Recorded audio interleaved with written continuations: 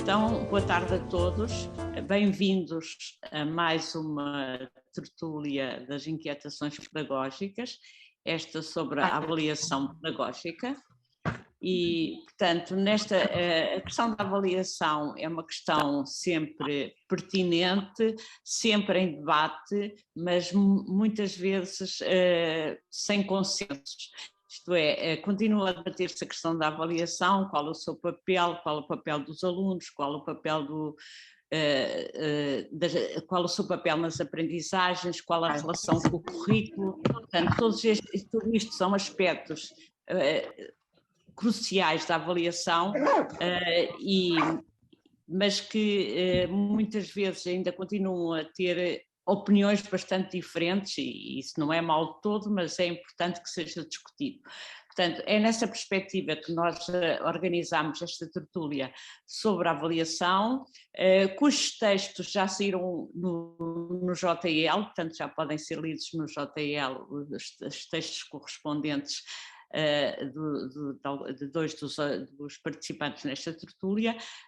Nesta tertúlia nós vamos ter a participação de 3 colegas, o Eusébio André Machado, professor da Universidade Portucalense e do Centro de Formação de Bastos, que é membro da equipa central do Projeto Maia. O Projeto Maia, como penso que todos os presentes sabem, tem sido um projeto muito interventivo nos últimos 2 anos, que se transformou numa política pública da educação, de alguma maneira, e depois temos ainda a participação do Joaquim Liberal, professor do 1º ciclo, membro do movimento da Escola Moderna, e Joaquim Segura, professor de português do 3º ciclo e secundário, professor de português de língua estrangeira e também membro do movimento da Escola Moderna. Portanto, vamos ter 3 intervenções de seguida e depois teremos um período de debate, como é habitual nestas nossas tertúlias. Portanto, depois as pessoas que queiram fazer intervenções põem a mãozinha ou escrevem no bate-papo, portanto, conforme acharem melhor. E, portanto, depois vamos ter as várias intervenções e terminaremos depois também com uma nova ronda aos nossos convidados. Eu agradeço desde já especial a todos, mas em especial aos nossos convidados, o terem aceito participar nesta tertúlia, portanto, e trocarem as suas opiniões connosco e, de alguma maneira, porem as suas opiniões aqui para este público tão vasto. E imediatamente vou passar a palavra ao Eusébio André Machado, que vai falar durante aproximadamente 15 minutos. Portanto, membro da equipa central do Projeto Maia. Muito obrigado, Sra. Professora. Eu quero começar por cumprimentar todas as colegas que estão presentes, a quem endereço os meus cumprimentos de amizade e de colegialidade, no momento em que todos nós, uma vez mais, estamos a ser confrontados com uma situação muito difícil. E quero também felicitar a iniciativa, que, naturalmente, como outras que têm realizado, são de extrema relevância, até porque, como disse a Sra. Professora Lourdes Serrazina, a avaliação pedagógica tem-se constituído como um campo de significativo dissenso e debate.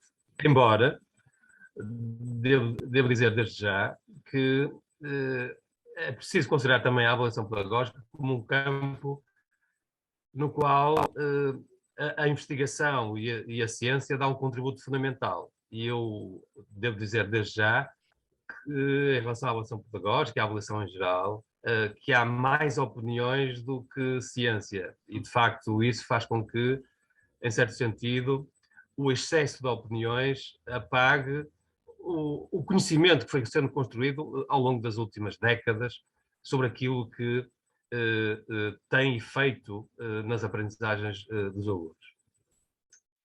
Dito isto, eu gostaria de começar por dizer, e até para ter uma abordagem pela positiva, que que me parece a mim, até porque temos dados que subejamente confirmam isso, que o nosso sistema educativo, nas últimas décadas, realizou avanços absolutamente admiráveis, até se compararmos com os nossos parceiros europeus. E, neste momento, apresentei elevados padrões de qualidade, devido, entre outros fatores, mas eu gostaria de salientar este, me parece extremamente importante, também neste momento, a altíssima qualidade do nosso corpo docente.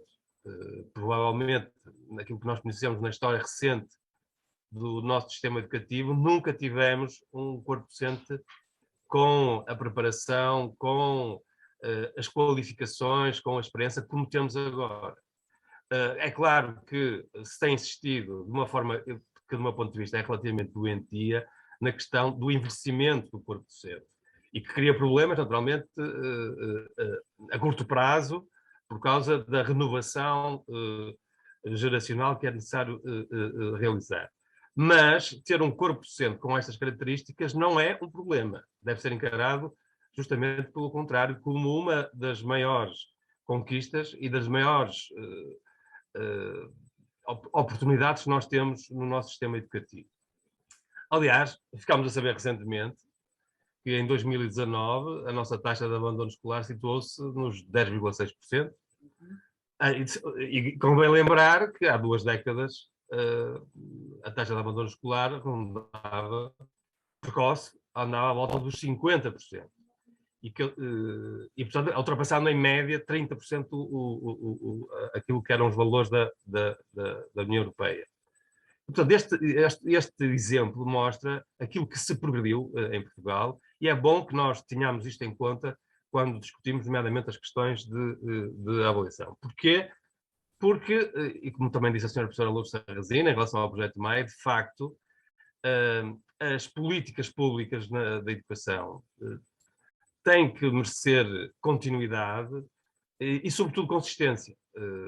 O que, de resto, tem acontecido em algumas das políticas públicas que, ao longo das últimas décadas, têm tido sucesso. E, por isso, é a melhor forma de conseguirmos garantir a qualidade das aprendizagens de todos e de cada um dos alunos. E, neste âmbito, eu julgo que também é consensual que a melhoria das práticas de avaliação pode ser um poderoso instrumento pedagógico. Repito, e isto é muito importante repetir, um instrumento pedagógico ao serviço deste propósito, isto é, ao serviço da melhoria das práticas de avaliação, portanto, ao serviço das melhorias, da melhoria das aprendizagens dos nossos alunos. O projeto Maia, que está, digamos assim, a desenvolver-se desde 2019, de setembro de 2019, em certo sentido, e para resumir, centra-se em 4 pontos fundamentais, que eu, usando uma metáfora conhecida, diria que são os pontos cardeais do projeto MAI. O primeiro ponto é o seguinte, e até pode parecer em certo sentido paradoxal, é que o nosso foco, o foco das nossas iniciativas e das nossas ações, com todos os colegas de todo o país e de todos os centros de formação da Associação de Escolas, não é a avaliação propriamente dita, é a aprendizagem. E, portanto, se apostarmos na avaliação pedagógica, se defendemos a avaliação pedagógica, é porque consideramos que se trata de um instrumento que contribui para ajudar os alunos a aprenderem mais e melhor. Evidentemente, como já foi dito, em torno da avaliação há muitos discursos, há muita retórica, há muita opinião, mas o que nos propomos é contribuir para que as escolas, de modo voluntário, de modo tranquilo, de modo consensual, consigam realizar um caminho no qual professores e alunos realizem o propósito fundamental e essencial da escola, que é ensinar e aprender. E este retorno àquilo que é essencial para nós é extremamente importante, até porque, em certo sentido, a avaliação, que muitas vezes, ao quase frequentemente, ao quase sempre se confunde com a classificação, muitas vezes está ao serviço de outros propósitos que nos parecem que não são aqueles que competem à escola. Não se trata, depois, de promover a mudança pela mudança ou de sustentar alegadas inovações, cujo resultado é muitas vezes transformar a avaliação num fim em si mesmo. Avalia-se porque se avalia-se porque é preciso ter resultados, fazem-se testes porque é preciso ter testes, e a páginas tantas esquecemos que existe um propósito fundamental na escola. Portanto, em resumo, o nosso foco é saber e contribuir para que a avaliação seja um instrumento ao serviço das aprendizagens dos alunos. O segundo ponto é que convocámos a avaliação como campo científico, como aliás tive a oportunidade de dizer no início. Evidentemente, hoje em dia há múltiplos contributos científicos que nos ajudam a tornar a ação educativa mais efetiva, desde os contributos extremamente relevantes da psicologia até aos contributos mais recentes das neurociências. No nosso caso, e isto é um ponto de honra, em certo sentido, valorizamos o acervo científico que foi sendo construído ao longo do último século, no âmbito da avaliação, e que nos fornece evidências relativamente ao que funciona e ao que pode funcionar melhor nas nossas práticas de avaliação. E, nesse sentido, temos feito um esforço para tornar disponível a produção científica mais recente, para ajudar os professores a melhorar as suas práticas de avaliação, no que diz respeito, por exemplo, à avaliação formativa, à avaliação por referência a critérios, ao feedback, à relação à relação de aprendizagem, aos processos de escolha de informação e, naturalmente, também em relação à classificação. Mas, ao facultar a mais recente informação sobre a avaliação das aprendizagens, acho que deve ficar bem claro que o nosso propósito não é construir uma nova doxa ou um novo quadro prescritivo. O nosso propósito é sim, criar e enriquecer um ambiente reflexivo e reforçar o poder de agência dos professores e das escolas. Em relação aos outros dois pontos cardeais que nos faltam, o oeste e o oeste, digamos assim, para retomar a metáfora que eu utilizei no início, o Projeto MAI situa-se num lugar de charneira entre a teoria e as práticas, evitando as dicotomias extremamente redutoras que querem colocar, de um lado, a riqueza das teorias e, do outro, a pobreza das práticas. De resto, trata-se de uma dicotomia que frequentemente paralisa o desenvolvimento de qualquer projeto, porque há sempre aqueles que se arrogam de estar do lado das teorias e há aqueles que se arrogam também, frequentemente, de estar do lado das práticas. O projeto do Maia não é desenvolvido para os professores e para as escolas, nem muito menos contra as práticas de avaliação dos professores e das escolas. Pelo contrário, é desenvolvido com os professores e com as escolas, acreditando convictamente que quanto melhor e mais fundamentado for o acervo teórico disponível, melhor serão as práticas no trabalho com os alunos. E a esse propósito, talvez valha a pena citar um autor que para nós também é um autor de referência, o John Goodlad, que diz, ou que defende as ideias fundamentais e que tem tudo a ver com o Projeto MAI.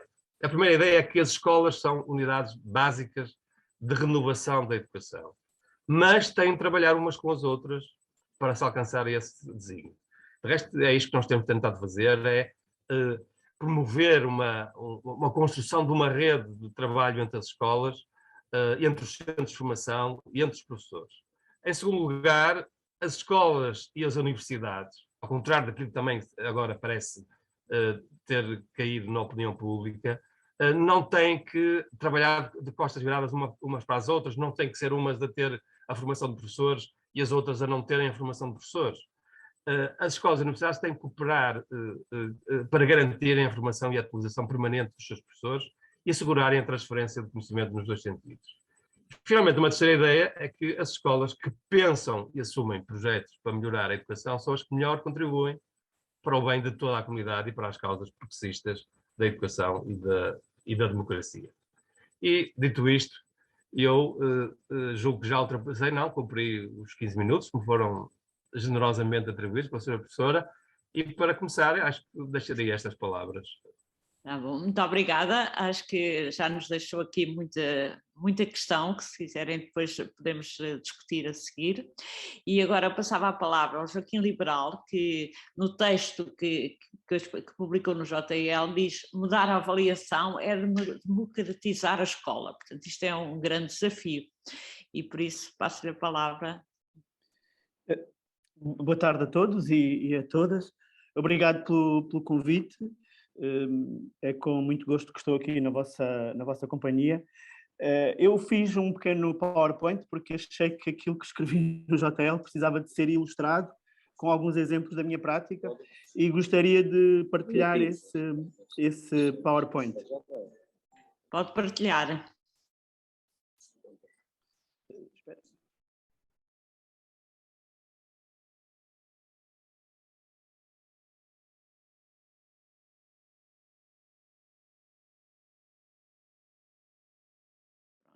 Então, boa tarde a todos, bem-vindos a mais uma tertúlia das inquietações pedagógicas, esta sobre a avaliação pedagógica. E, portanto, a questão da avaliação é uma questão sempre pertinente, sempre em debate, mas muitas vezes sem consensos. Isto é, continua a debater-se a questão da avaliação, qual o seu papel, qual o papel dos alunos, qual o papel qual o seu papel nas aprendizagens, qual a relação com o currículo. Portanto, tudo isto são aspectos cruciais da avaliação, mas que muitas vezes ainda continuam a ter opiniões bastante diferentes, e isso não é mal de todo, mas é importante que seja discutido. Portanto, é nessa perspectiva que nós organizamos esta tertúlia sobre a avaliação, cujos textos já saíram no JL, portanto já podem ser lidos no JL, os textos correspondentes de dois dos participantes nesta tertúlia.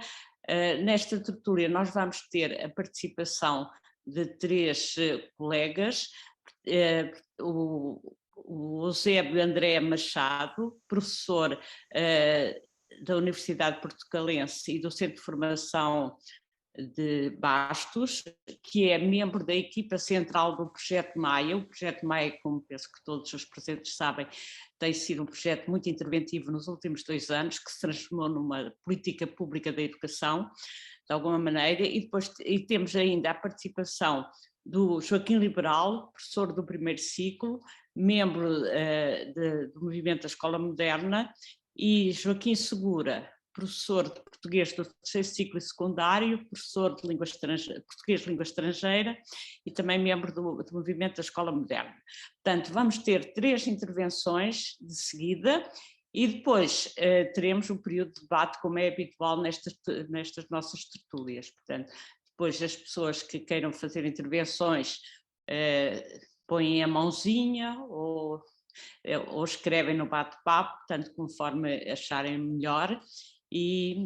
Portanto, depois vamos ter as várias intervenções e terminaremos depois também com uma nova ronda aos nossos convidados. Eu agradeço desde já especial a todos, mas em especial aos nossos convidados, o terem aceito participar nesta tertúlia, portanto, e trocarem as suas opiniões connosco e, de alguma maneira, porem as suas opiniões aqui para este público tão vasto.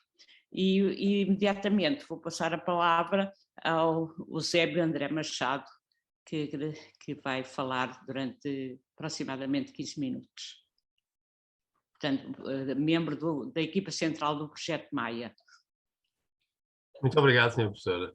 Eu quero começar por cumprimentar todos os colegas que estão presentes, a quem endereço os meus cumprimentos de amizade e de colegialidade, no momento em que todos nós, uma vez mais, estamos a ser confrontados com uma situação muito difícil. E quero também felicitar a iniciativa, que, naturalmente, como outras que têm realizado, são de extrema relevância, até porque, como disse a Sra. Professora Lourdes Serrazina, a avaliação pedagógica tem-se constituído como um campo de significativo dissenso e debate. Embora, devo dizer desde já que é preciso considerar também a avaliação pedagógica como um campo no qual a investigação e a ciência dá um contributo fundamental. E eu devo dizer desde já que, em relação à avaliação pedagógica e à avaliação em geral, que há mais opiniões do que ciência. E, de facto, isso faz com que, em certo sentido, o excesso de opiniões apague o conhecimento que foi sendo construído ao longo das últimas décadas sobre aquilo que tem efeito nas aprendizagens dos alunos.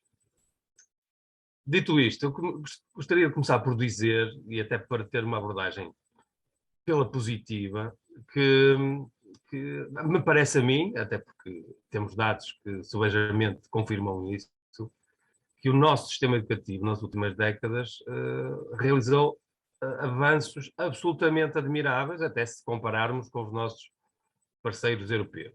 E, neste momento, apresentei elevados padrões de qualidade, devido, entre outros fatores, mas eu gostaria de salientar este, que me parece extremamente importante, também neste momento, a altíssima qualidade do nosso corpo docente. Provavelmente, naquilo que nós conhecemos na história recente do nosso sistema educativo, nunca tivemos um corpo docente com a preparação, com as qualificações, com a experiência como temos agora. É claro que se tem insistido de uma forma que, do meu ponto de vista, é relativamente doentia, na questão do envelhecimento do corpo docente.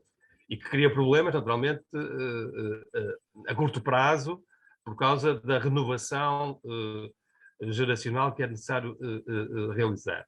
Mas ter um corpo docente com estas características não é um problema. Deve ser encarado, justamente pelo contrário, como uma das maiores conquistas e das maiores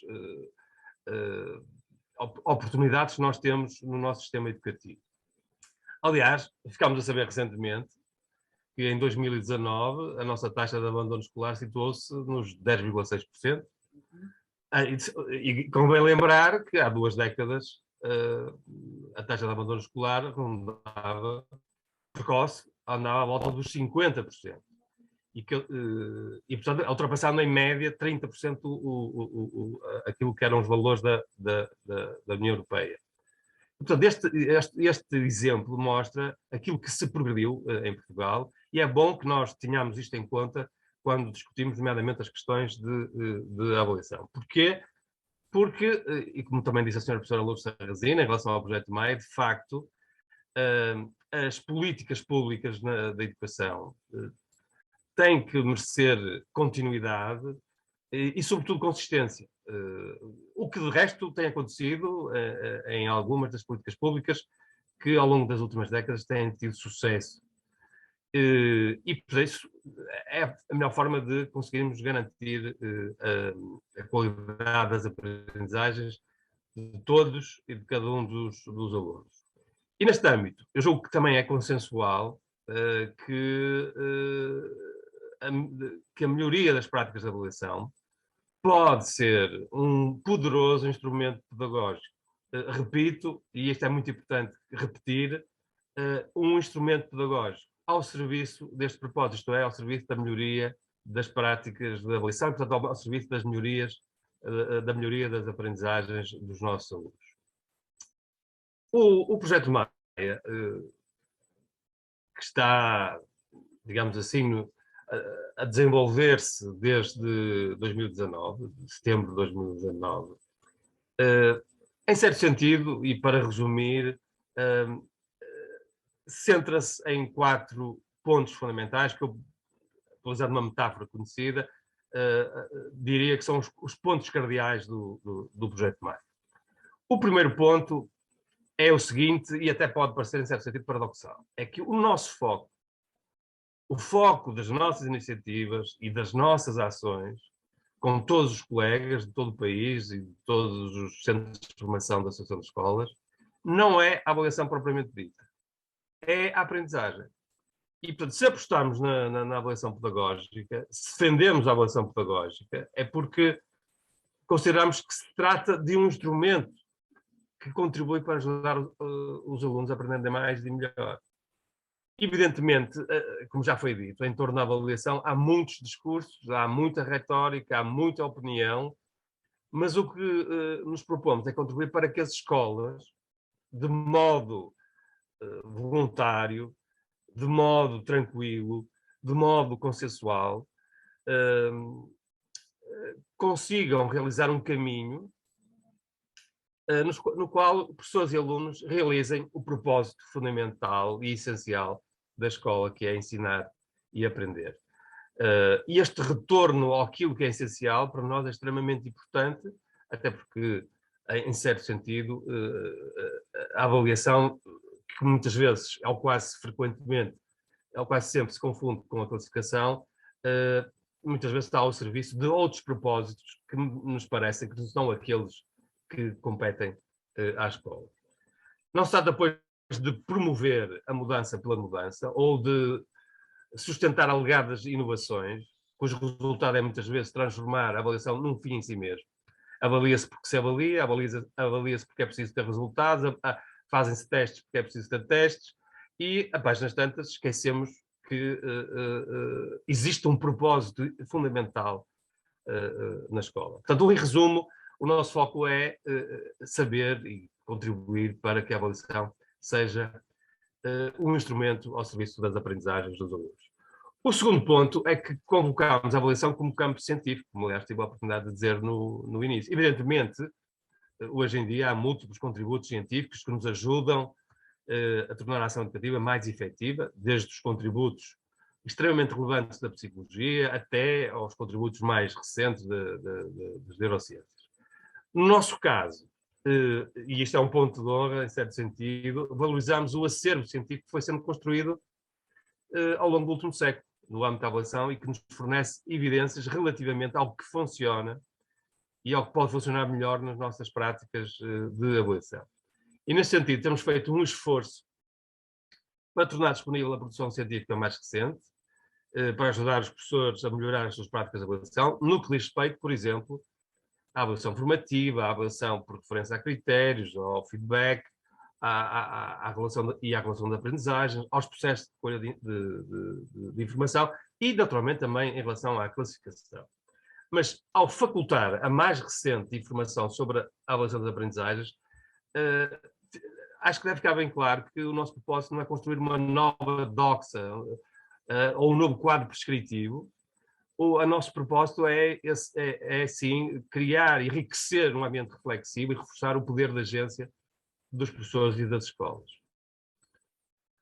Em relação aos outros dois pontos cardeais que nos faltam, o oeste e o oeste, digamos assim, para retomar a metáfora que eu utilizei no início, o Projeto MAI situa-se num lugar de charneira entre a teoria e as práticas, evitando as dicotomias extremamente redutoras que querem colocar, de um lado, a riqueza das teorias e, do outro, a pobreza das práticas. De resto, trata-se de uma dicotomia que frequentemente paralisa o desenvolvimento de qualquer projeto, porque há sempre aqueles que se arrogam de estar do lado das teorias e há aqueles que se arrogam também, frequentemente, de estar do lado das práticas. O projeto do MAI não é desenvolvido para os professores e para as escolas, nem muito menos contra as práticas de avaliação dos professores e das escolas. Pelo contrário, é desenvolvido com os professores e com as escolas, acreditando convictamente que quanto melhor e mais fundamentado for o acervo teórico disponível, melhor serão as práticas no trabalho com os alunos. E a este propósito, talvez valha a pena citar um autor que para nós também é um autor de referência, o John Goodlad, que diz, ou que defende as ideias fundamentais e que tem tudo a ver com o Projeto MAI. A primeira ideia é que as escolas são unidades básicas de renovação da educação, mas têm de trabalhar umas com as outras para se alcançar esse desígnio. De resto, é isto que nós temos tentado fazer, é promover uma construção de uma rede de trabalho entre as escolas, entre os centros de formação e entre os professores.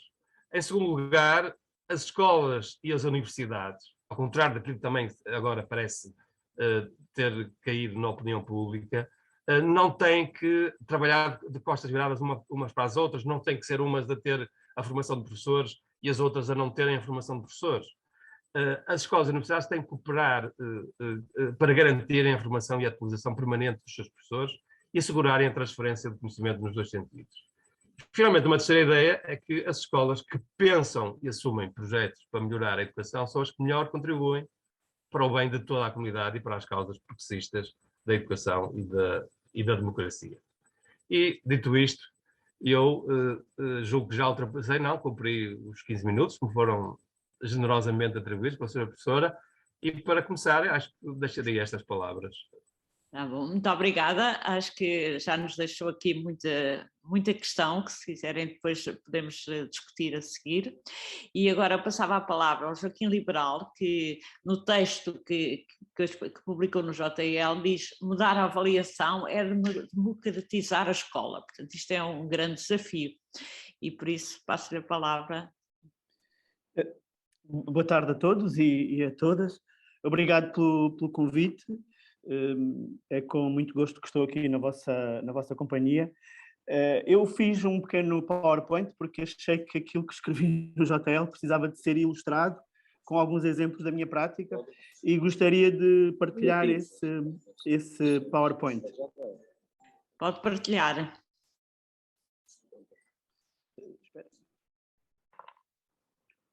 Pronto, eu escolhi este tema, pensei neste tema porque, de facto, acho que é fundamental, não é? Acho que não acontece uma coisa sem que se insista na outra ou que se pense a outra.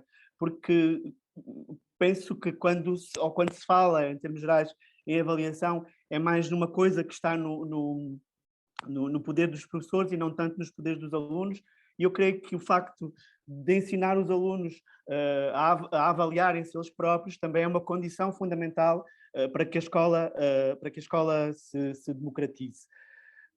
Pronto. E depois, eu penso que, por outro lado, também penso que repensar a escola é importante que ela seja repensada num patamar superior àquilo que são as simples questões que nos últimos tempos constantemente estamos a ser bombardeados com elas ou estamos a pensar nelas em termos do que é a vida nas escolas. Da examinação dos alunos, a mera separação entre avaliação pedagógica e classificação, e creio que aqui, mesmo que se tenha tentado fazer esta separação, a classificação vai sempre acabar, ou vai sempre por reduzir, ou eliminar, ou criar constrangimentos a uma verdadeira avaliação pedagógica. E depois também pensar a escola ou repensar a escola também é para além daquilo que são as constantes mudanças nos programas curriculares, que acabam também por criar constrangimentos naquilo que é o nosso trabalho ao nível das salas de aula e no trabalho com os alunos, obviamente. Pronto. Depois eu creio digo também que para mudar a avaliação temos que repensar a verdadeira natureza da sua função. Ou seja, para que é que serve a avaliação e para que é que a queremos no trabalho que fazemos e desenvolvemos com os alunos. E por outro lado, fazer com que esta contribua, como já vos disse, para a vivência plena da democracia nas nossas escolas. Pronto. Depois, outra das coisas que eu creio que é um grande equívoco é falarmos na avaliação como momentos ou como uma coisa pontual que acontece durante o processo de aprendizagem e ensino. E para mim, ou na minha perspectiva, a avaliação é parte integrante de todo o processo de aprendizagem, ou seja, ela está sempre presente no trabalho que vamos desenvolvendo e que vamos fazendo com os alunos. E por isso é impossível entender avaliação e planificação sem a ampla e natural relação que as liga. Ou seja, não consigo conceber uma forma de avaliar sem que seja para depois planificarmos o trabalho com os alunos. Uma avaliação que é feita com os alunos e uma planificação que, obviamente, também é feita com eles para se melhorar a forma como obviamente, vão aprendendo. Mas eu creio que, apesar dos inúmeros progressos, e reconheço isso, e das coisas que se foram fazendo em termos da melhoria do nosso sistema educativo, eu penso que, ao nível das práticas da sala de aula, continuamos ainda muito presos àquilo que são as práticas que herdámos do século XIX, que continuam a confundir o sistema seletivo de classificação com os processos de regulação, avaliação, que concorram para o desenvolvimento das aprendizagens. Ou seja, enquanto continuarmos a confundir avaliação com classificação, esta não irá, obviamente, ter o fim que pretendemos que ela tenha.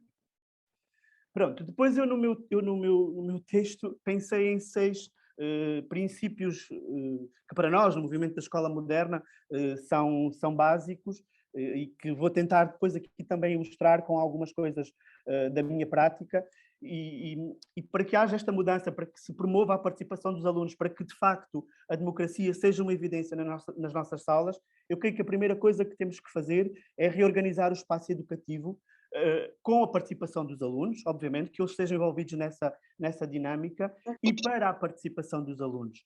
E quero com isto dizer que é necessário, de uma vez por todas, rompermos com todos os formalismos didáticos e com todas as formas que vamos utilizando para, em vez de envolvermos os alunos no processo de aprendizagem e ensino, aproveitamos para dar aulas, e porque esta organização, esta repensar o espaço educativo, também depois altera a forma como trabalhamos e como nos envolvemos com os alunos. Depois, o outro ponto que eu creio que é indispensável neste trabalho, depois de uma reorganização do espaço educativo, é disponibilizar os alunos e construir com os alunos instrumentos de registro e critérios de avaliação funcionais e dinâmicos de apoio à aprendizagem. O outro ponto que para nós é determinante também é tornar a comunicação uma evidência em todo o processo de aprendizagem. Ou seja, para que uma avaliação efetiva ocorra, é preciso que se criem canais de comunicação e que os alunos sejam ouvidos não só na questão da avaliação, mas também em tudo aquilo que vai acontecendo e no trabalho que vamos desenvolvendo ao nível da sala de aula, para que eles possam efetivamente avançar nas suas aprendizagens. Depois, o outro ponto que eu acho determinante é criarmos estratégias para regular e autorregular o processo de aprendizagem. Ou seja, entendemos também muito a avaliação focada nos alunos e acabamos por nos esquecer que avaliar também tem uma dimensão do professor, ou seja, para o professor. Quando fazemos uma avaliação, também é para repensarmos a forma como estamos a trabalhar com os alunos, a forma como estamos a planificar as atividades que pretendemos desenvolver com eles, ou seja, também é para pensarmos o nosso trabalho, porque efetivamente podemos também ser nós que estamos a não conduzir as coisas da melhor forma. E por outro lado, que é uma dimensão bastante importante e bastante significativa na questão da avaliação, é ajudar os alunos ou ensinar os alunos a autorregularem-se, a eles próprios conduzir o seu próprio, a sua forma de aprender. Pronto, e isso é o que eu digo depois mais à frente, ensinar os alunos a avaliarem-se progressivamente, tornando a autoavaliação o motor da avaliação formativa. Pronto, e eu creio que quando as crianças aprendem isto e são detentoras deste poder de se autoavaliarem, fazem progressos significativos ao nível das suas aprendizagens, e que isto é que é verdadeiramente determinante. Depois, outro ponto que eu creio que é fundamental e que também creio que estará muito esquecido nas nossas práticas, é analisarmos as produções culturais dos alunos em interação com os próprios alunos. É importante vermos com eles aquilo que eles fazem, é importante vermos a forma como escrevem, a forma como produzem projetos, a forma como constroem um conjunto de outras coisas ao nível das dinâmicas que acontecem na sala de aula. Depois, a outra questão que eu creio, ou o último ponto que eu quero mencionar, é uma avaliação que tem como base a comunicação, não é? Que se fomente, que convoca os alunos para a participação no trabalho que vão desenvolvendo na sala de aula, ouvindo-os e fazendo com que participem na sua própria aprendizagem, e se preocupa em formar verdadeiramente os alunos, tem obviamente que ter como centro desta dinâmica a questão do feedback, não é? A questão porque a própria comunicação gera o feedback. Pronto, e como exemplo disto que eu vos fui aqui falando, queria, obviamente, ver para nós no movimento esta questão da avaliação é muito uma avaliação que é feita de modo dinâmico e em interação cooperada, ou seja, é feita com a participação de todos os alunos numa comunidade de aprendizagem, que são as nossas salas de aula. Para isso, gostava de vos ler só aqui esta citação, que fundamenta um pouco aquilo que vos vou mostrar daqui a pouco. Avaliar para nós, como nos diz o Sérgio Nisa, é produzir juízos de adequação e de valor. Avaliar é reunir a informação sobre as coisas que com os outros produzimos ou nos apropriamos. É torná-las visíveis, disponíveis, partilháveis. Avaliar é expor, comunicar, é pôr em comum a participação de cada um numa comunidade de aprendizagens. Avaliar é ajuizar sobre os percursos, os métodos e as produções para se poder progredir nesses projetos em comum. Pronto, para isso nós temos um tempo, para além, como vos falei naquele primeiro ponto, a importância da organização da sala de aula, para conseguirmos, obviamente, colocarmos operacionalizarmos um conjunto de estratégias de trabalho que vamos utilizando com os alunos. Uma delas é o tempo de estudo autónomo e acompanhamento individual dos alunos, que tem como finalidade o estudo e aprofundamento dos conteúdos disciplinares, treino e produção intelectual dos alunos, guiados por um plano individual de trabalho periódico, trabalho rotativo dos professores para ensino interativo dos alunos que precisam de acompanhamento individualizado. Pronto, e como é que se operacionaliza este tempo de estudo autónomo? Num momento determinado que nós colocamos na nossa agenda de trabalho, um momento diário para trabalharmos de modo autónomo com os alunos, tendo a sala, obviamente, organizada com estes ficheiros que estão aqui, onde eles podem trabalhar os conteúdos de língua portuguesa, os conteúdos de matemática, os conteúdos de estudo do meio e outros. Num primeiro momento de planificação, no início da semana, os alunos preenchem este plano individual de trabalho, colocando aqui o conjunto de atividades que querem realizar, e depois, durante a semana, vão, obviamente, estando a sala organizada para isso, realizando estas atividades ao seu ritmo, com a ajuda dos alunos, com a ajuda do professor. Pronto, e qual é o objetivo disto para nós? É planificar as aprendizagens no sentido de antecipar as ações do que pretendem realizar, não é? Os alunos vão escolher as atividades que precisam e os trabalhos que precisam de fazer para avançar nas aprendizagens. Depois, se virem aqui, também nos permite avaliar quantitativamente no final da semana os trabalhos que fizeram, e para além disso, como vos vou mostrar nos exemplos a seguir, também nos permite avaliar, aferir quantitativamente o trabalho que foi realizado durante aquela semana. Para além disso, também permite, como veem, para além de planificar aquilo que eu quero fazer, tendo sempre em atenção aquilo que se pretende melhorar. No caso deste aluno, como vem aqui, ele tinha para esta semana produzir textos e dizia que tinha que efetivamente se concentrar mais nesta atividade. Desculpem. Permite também estabelecer parcerias de trabalho com os outros colegas, ou seja, eu faço aquilo que consigo fazer de modo autónomo sozinho, mas posso também trabalhar as minhas dificuldades com a ajuda de um outro colega ou com a ajuda do professor. Neste caso, também vai obviamente ter tempo para circular e para apoiar rotativamente todos os alunos, em particular aqueles que precisam mais da sua ajuda. Decorrida a semana de trabalho, este meu plano tinha umas costas, e decorrida esta semana de trabalho, obviamente, fazemos a avaliação daquilo que se fez, das coisas que se fizeram, das dificuldades que tivemos, e eu proponho aos meus alunos, ou peço aos meus alunos, que façam essa avaliação de modo escrito. Primeiro, de uma forma individual, o aluno escreve aqui a forma como se avalia.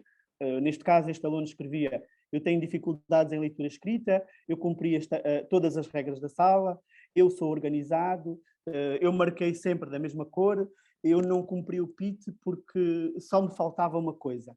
Depois, um outro colega também avalia o trabalho do aluno durante esta semana, ou fala sobre aquilo que ele fez. Eu acho que, diz a Inês, sobre o João F, sobre o trabalho do João F, eu acho que foste responsável e deverias de fazer mais textos. Devias de estar mais atento e estar também menos na brincadeira. Gostei muito do teu empenho na ortografia 1 e 2 e estás de parabéns. Pronto, e obviamente depois, no final da semana, eu também levo os planos para casa e como vou acompanhando o trabalho que os alunos vão fazendo, também escrevo aqui a minha opinião sobre aquilo que foi o trabalho do aluno durante esta semana e eu, só a título de exemplo, leio aquilo que escrevi. Tens que trabalhar ainda mais na língua portuguesa, gosto muito de ver o teu empenho na ortografia, mas gostava de ver a escrever mais textos, porque isso seria muito bom para ti. Precisas de avançar mais nos restantes ficheiros para avançares mais nas outras coisas. Os planos, depois no final da semana, são obviamente também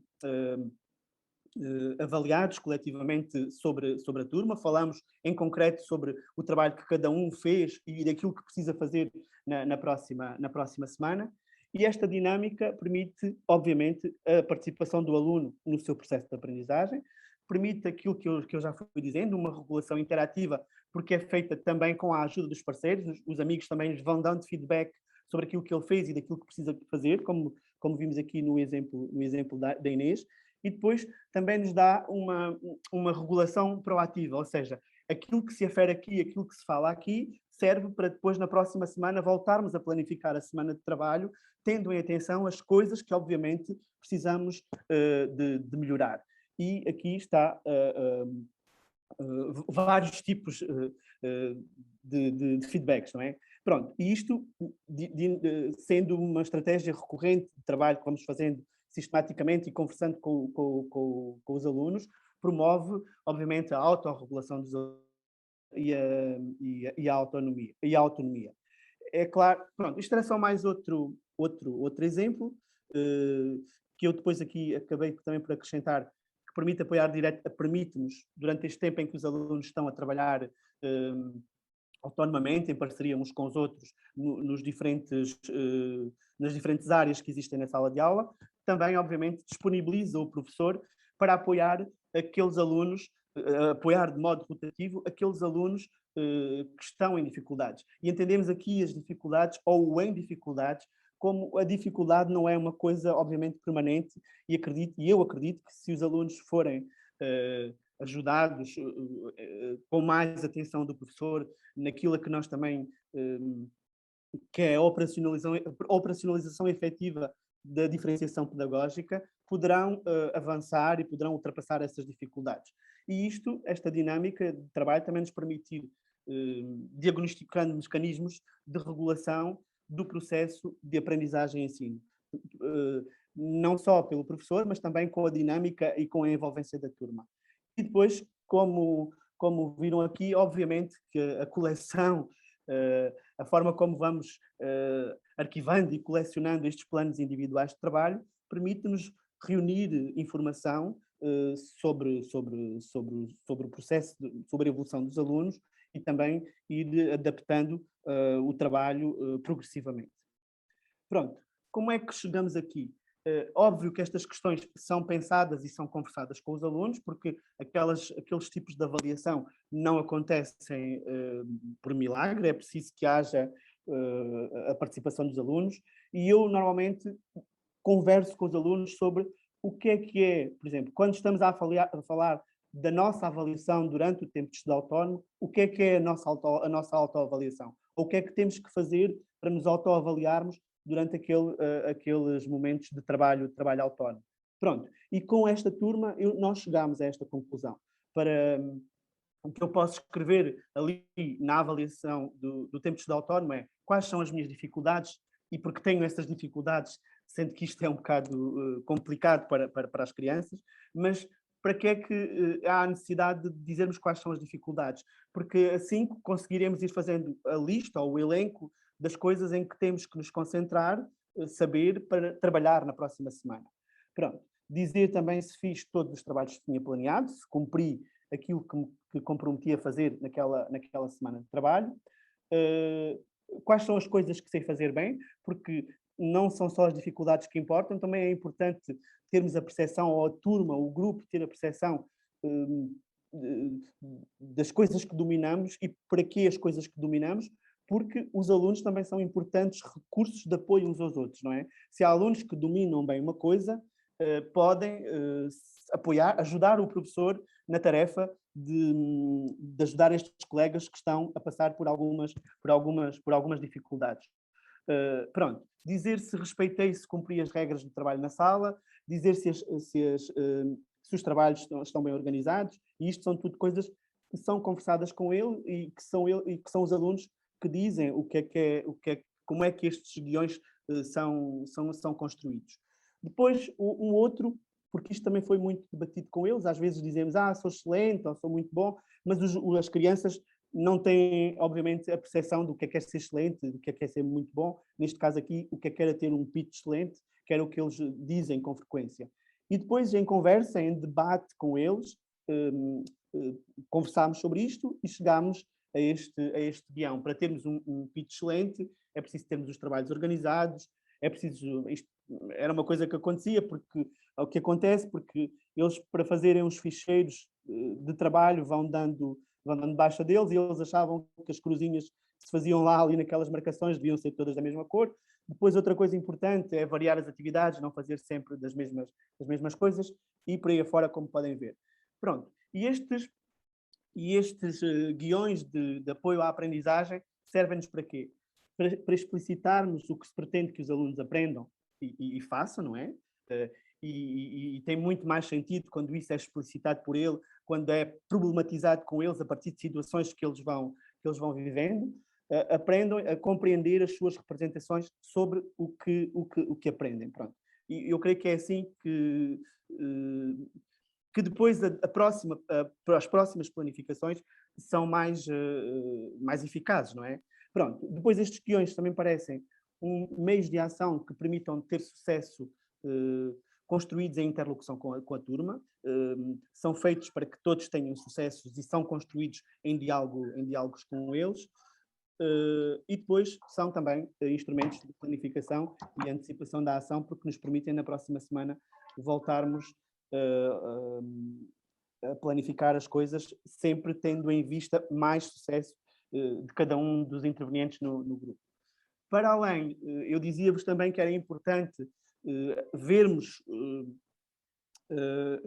trabalharmos as produções dos alunos, outros dos guiões que vamos construindo, porque como trabalhamos muitos textos com os alunos, e é importante também eles perceberem,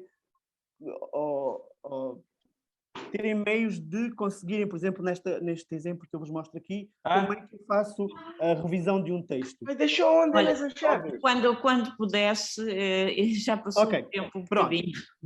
Ok, muito bem. Posso ficar para depois alguma parte. Muito bem. Não era para terminar já, pode dizer.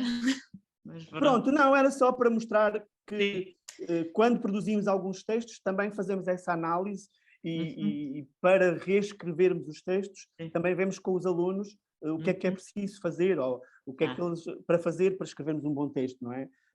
O que será preciso para dominar, para produzir ou rever um bom texto.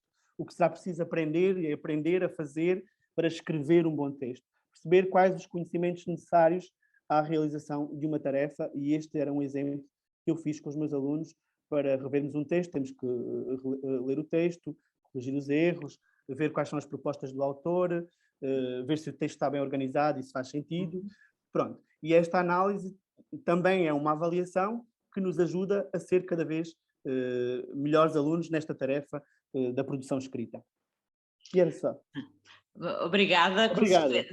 Vão tomando nota das questões que depois querem debater, mas nós vamos passar a palavra imediatamente ao Joaquim Segura e depois as questões e os comentários são todos feitos a seguir. Vão tomando nota do que querem depois colocar. Portanto, passo a palavra ao Joaquim Segura. Então, muito boa tarde. Começo por vos cumprimentar a todos. Eu vou talvez dispensar aqui a apresentação de PowerPoint, porque depois também vou ter dificuldade em fazer aqui a gestão do tempo e, portanto, se calhar talvez um bocadinho num discurso redundante, porque nós não combinámos, mas havia também aqui um conjunto de questões que me tinham parecido importante colocar-vos e, portanto, começaria por vos colocar apenas são 3 tópicos de análise que depois poderiam dar origem a alguma discussão, se assim entenderem. Eu gostava aqui de partir um bocadinho de um olhar que não deixa de ser pessoal sobre aquilo que acontece na escola, cruzando até aqui o meu olhar de professor com o de coordenador de departamento, que vai tentando ajudar a que alguma evolução possa acontecer e, como sabemos, esse trabalho é muito lento. Portanto, uma das questões que eu gostava aqui de começar por dizer, até retomando algo que já foi dito, é que sabendo nós que não podemos mudar a avaliação sem mudarmos a forma como perspectivamos a construção das aprendizagens, se essa alteração está efetivamente a acontecer.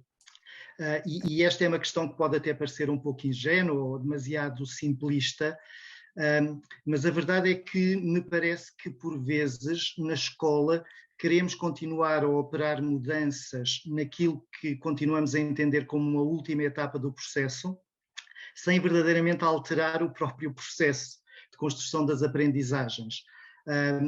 Naturalmente eu estou aqui a reforçar este entendimento muito integrado de aprendizagem, ensino e avaliação, porque sabemos que são dimensões que atravessam todo o processo de aprendizagem, numa perspectiva continuada de regulação, até naquela perspectiva de que avaliamos para aprender, e nessa perspectiva a avaliação é muitas vezes até um ponto de partida e não sistematicamente um ponto de chegada, mas isto faz sentido no discurso.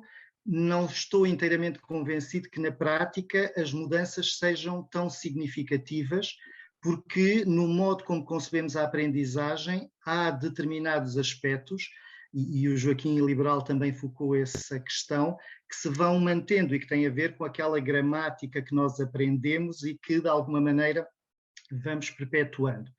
E não sei se isto vos parece muito provocador, mas eu até ousaria dizer que hoje, provavelmente com a disponibilização de recursos que são até muito sofisticados, não é?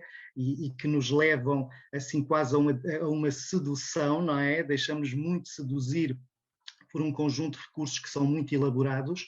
Não sei se efetivamente estamos a ultrapassar ou até a adensar aquilo que eu às vezes, não sei, se calhar isto é uma metáfora um bocadinho estranha, mas aquilo que se calhar poderíamos chamar uma pedagogia do aluno espectador, não é?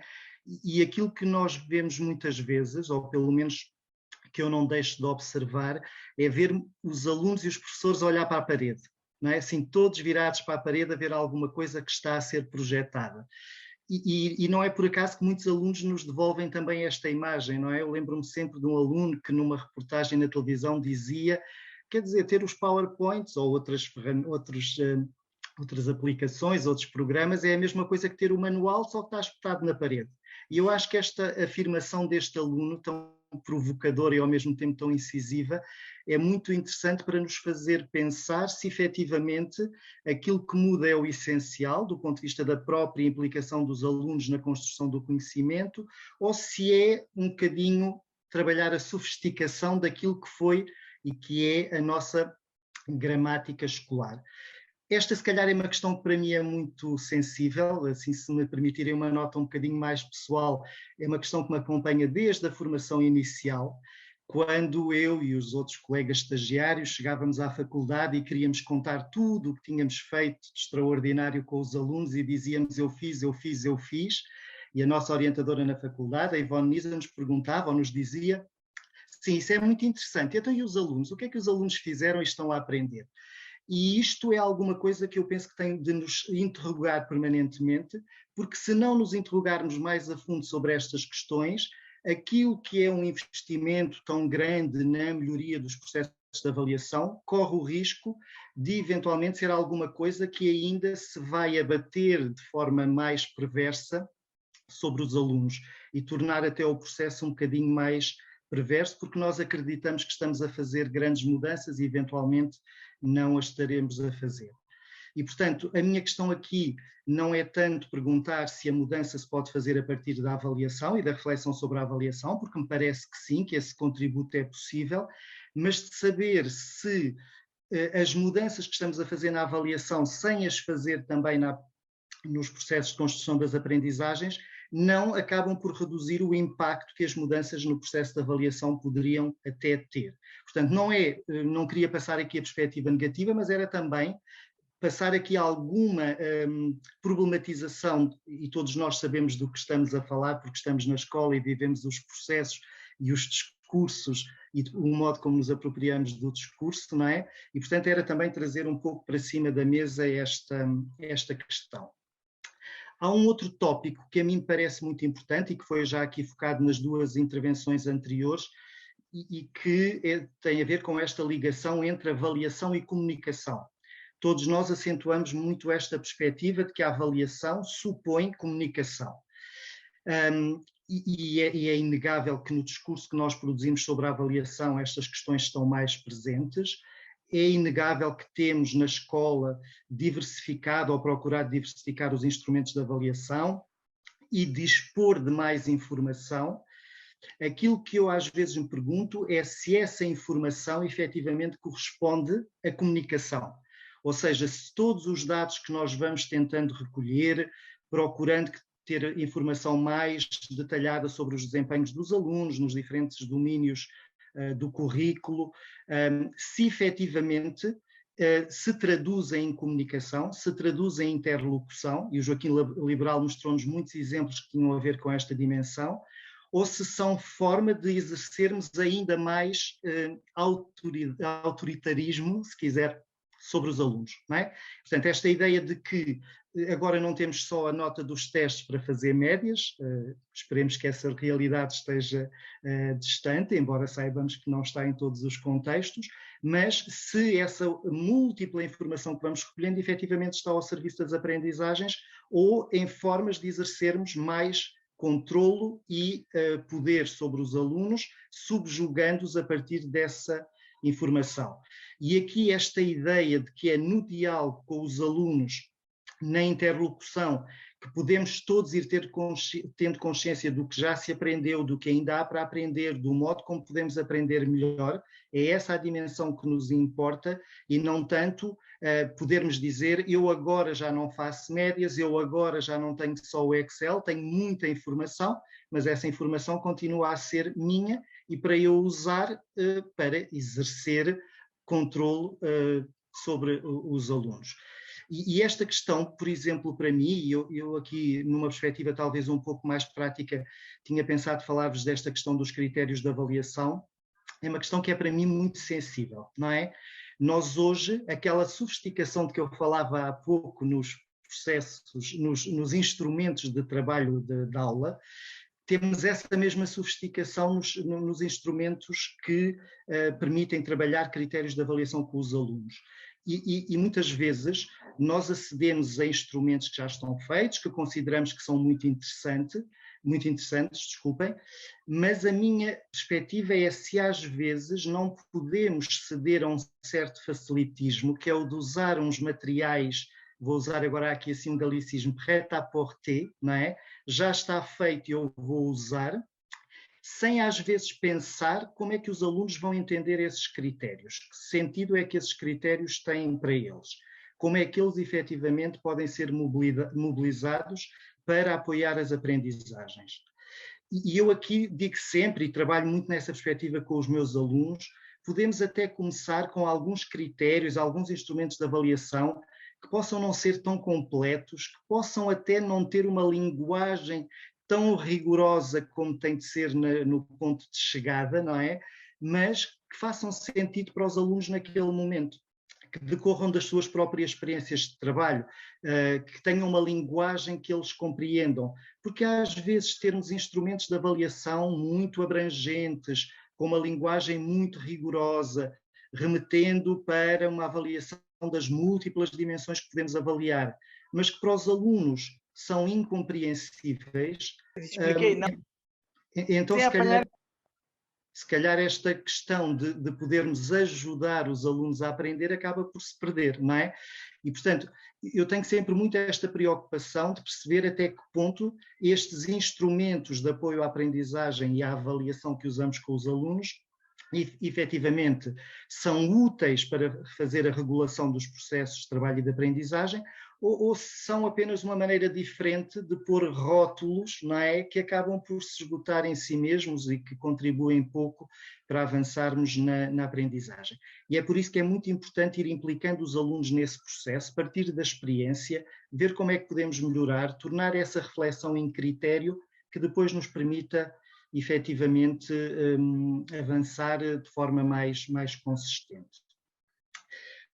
Depois, e eu estou aqui a fazer assim um esforço de síntese para podermos ter depois algum tempo também para a reflexão, que me pareceria muito importante, trago assim uma última provocação, porque quando eu fui convidado, espero não estar aqui a cometer nenhuma inconfidência, era também um bocadinho por trabalhar no secundário, não é? E muitas vezes no ensino secundário a questão da avaliação e dos exames ser colocada de uma forma que é muito perversa e que é pouco interessante até para pensarmos estas questões das aprendizagens e da avaliação. E a provocação que eu aqui hoje vos traria, independentemente da opinião de cada um de nós possa ter sobre os instrumentos de avaliação externa, e eu nem sequer vou aqui dizer qual é a minha posição sobre eles, penso que isso não é aqui o mais pertinente, é se o discurso que nós fazemos sobre essas provas não acaba por ser mais uma defesa nossa, a ser usado como um argumento para não mudarmos as nossas práticas de avaliação. Porque esses instrumentos de política educativa, independentemente da nossa posição pessoal, para já pelo menos, lá estão à espera dos alunos e também de alguma maneira à nossa espera. A questão é se não usamos às vezes essa realidade como uma desculpa conveniente para não fazermos outro tipo de alteração, não é? Independentemente dos alunos fazerem ou não exame, eu tenho que trabalhar com eles durante um ano inteiro, durante um ciclo inteiro, e isso não pode condicionar a forma como eu vou fazendo a gestão das aprendizagens e a regulação dessas aprendizagens. E até o que é interessante é nós às vezes ouvirmos comentários que acabam por enfatizar aquela ideia de que o problema é que os exames não avaliam o tanto que nós ensinamos, não é? Às vezes até algumas observações como, bem, no exame até é pouco exigente, os alunos têm lá tudo, só têm de saber interpretar, não têm de saber o que nós levamos tanto tempo a ensinar. Quer dizer, parece quase pôr a questão ao contrário, não é? Parece que nós é que estamos atrás e os exames até estariam um bocadinho mais à frente naquilo que é a preocupação com aspectos essenciais do currículo. Portanto, aquilo que eu aqui queria enfatizar não é tanto se os exames nos servem para alguma coisa ou não, é se não somos nós que utilizamos o facto de existirem exames para depois termos uma perspectiva que é um bocadinho menos abrangente e menos interessante e mais pobre, vou dizê-lo assim, do que é o currículo. E pronto, e às vezes aquilo que seria interessante era nós até utilizarmos alguma dessa informação para pensarmos, por exemplo, quais são os processos cognitivos que estamos a mobilizar, porque muitas vezes fazemos um conjunto de perguntas e são todas do mesmo tipo e visam todas a avaliar a mesma coisa. E aí, se calhar, até o que era interessante era pensarmos como é que nós, nas nossas atividades, e agora vou dizer assim, até nas perguntas que fazemos aos alunos, podemos ir variando aquilo que são as preocupações em relação ao que os alunos têm de saber e têm de progredir. E, portanto, enfatizo esta ideia. É na própria análise das produções dos alunos, umas vezes com os nossos critérios, outras vezes com os critérios que vamos construindo com eles, outras vezes com os critérios dos próprios exames, outras vezes com outro tipo de instrumento que vamos em diálogo aprofundando estes processos de avaliação e não reduzirmos a avaliação ou umas vezes apenas a uma avaliação muito superficial, muito centrada em desempenhos que nós até acabamos, se calhar, nem valorizar assim tanto, e depois a seguir vamos então sujeitar os alunos àquilo que chamamos uma avaliação rigorosa para lhes dar, para fazer uma avaliação e para lhes dar uma classificação, não é? Pronto. Se calhar já demorei também mais do que aquilo que tinha pensado, mas a ideia também não era ocupar muito mais este nosso tempo dos comunicadores e deixar um bocadinho para podermos agora refletir em conjunto. Obrigada. Acho que, mais uma vez, temos aqui um conjunto de inquietações, provocações, inquietações, que espero que sirvam agora para o nosso debate. Portanto, acho que as três comunicações, de alguma maneira, se completaram e, portanto, trazem-nos aqui imensas questões sobre a avaliação, como era de esperar. E, portanto, não sei agora reações, intervenções, questões aos oradores, ou sem ser comentários, portanto, não sei quem é que... Boa tarde. Boa tarde. Eu peço desculpa, eu não consegui chegar logo às 18, portanto não sei se antes do colega Joaquim Liberal se esteve alguém a fazer alguma intervenção. Deve ser, sim, o professor Eusébio com o projeto Maia. Não consegui chegar antes. A propósito do projeto Maia, porque, mas fazendo aqui eu acho que tudo aquilo que foi falado aqui destes colegas, do Joaquim Liberal e do Joaquim Segura, realmente faz todo o sentido. Acho que às vezes o que nos falta a nós, e eu falo por mim, é tempo, com tantas burocracias que temos para preparar, mas acho que é este o caminho e acho que é por aqui que devemos seguir. Eu pessoalmente já tento trabalhar mais em termos de autoavaliação, porque acho que é um instrumento que dá muito poder aos alunos, lá está, o desenvolvimento da capacidade da reflexão sobre aquilo que eles fazem, sobre aquilo que eles conseguem fazer e sobre aquilo que eles podem melhorar. Eu tenho uma questão, porque é uma coisa que também me tem feito algum bocadinho de confusão em relação ao projeto Maia, porque lendo o Decreto-Lei 55,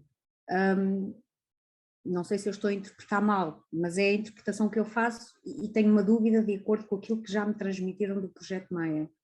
O Decreto-Lei 55 diz que a avaliação sumativa é aquela que é feita no final do período, não é? E portanto, e que resulta de todo o trabalho que foi feito ao longo do período. Mas depois, analisando os documentos do Maia, aquilo que me foi transmitido é que ao longo do próprio período, portanto, vão ser feitos pequenos momentos de avaliação sumativa e são esses momentos que são esses momentos em que nós nos devemos basear para fazer a avaliação final, que essa é que é a avaliação sumativa.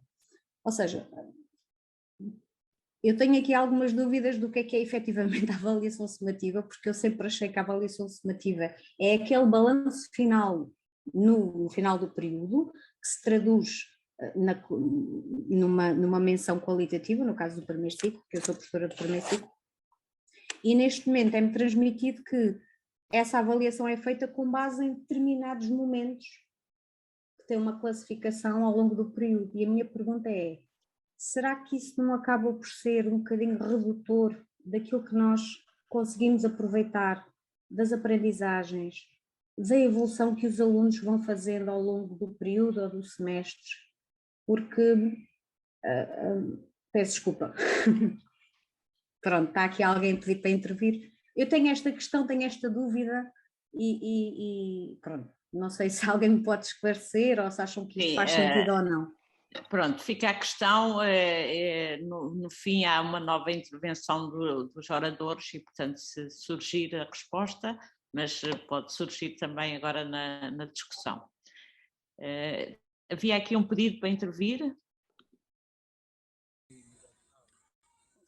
Boa noite. Boa noite. É um Caco Silva Morgado, a partir da Guiné-Bissau. Sim, diga. Agradeço a oportunidade e começo por dizer que é realmente a melhor forma de avaliarmos os estudantes, os nossos alunos, mas eu gostaria aqui de fazer uma questão ao professor Joaquim Liberal. Sim. Tomando em consideração que na nossa realidade guineense, numa sala de aulas, encontram-se entre 40, 50 e 60 alunos. Usando a técnica que se usa, ou que ela usa, em termos de envolver ou permitir com que os alunos participassem no processo da avaliação, através do processo de autoavaliação, como é que nós, nessa realidade, podemos contribuir enquanto professores, em termos de poder pegar esta avaliação dos estudantes, dos alunos, e também dar o nosso feedback. Era isso a minha questão. Obrigado. Sim, obrigada. Mais intervenções?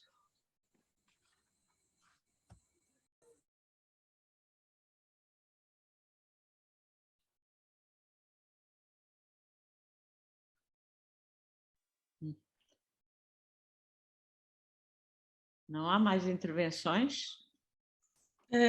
Boa noite, se me permitem. Boa noite. Boa noite, eu gostaria então de colocar, já que ninguém, pronto, está um bocadinho em impasse. Olha, eu colocava a seguinte questão a quem puder responder, que é o seguinte: de acordo com o Decreto-Lei 54 de 2018, onde é que entram os centros de apoio à aprendizagem no modelo de movimento da escola moderna, até em matéria de avaliação dos centros de apoio à aprendizagem que estão a ser implementados, de acordo com o Decreto-Lei 54, não é? Em que, no fundo, as crianças estão há algum tempo, e esse apoio é feito fora da sala, não é com os professores, pode ser também com os próprios ou com outros. Como é que o movimento da escola moderna vê esta situação? Obrigada.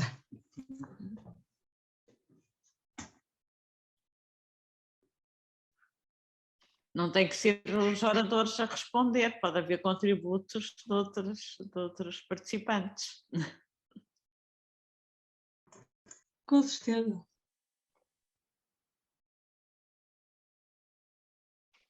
Mais comentários, intervenções, perguntas, dúvidas?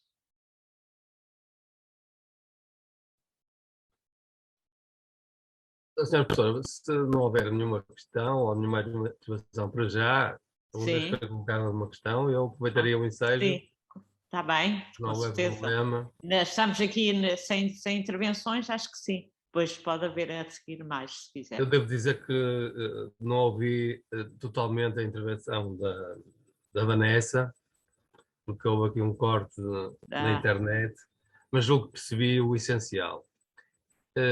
E o que está em causa, aliás, é uma dúvida recorrente que tem sido colocada. Sendo certo que é preciso dizer desde já que o projeto Maia não tem qualquer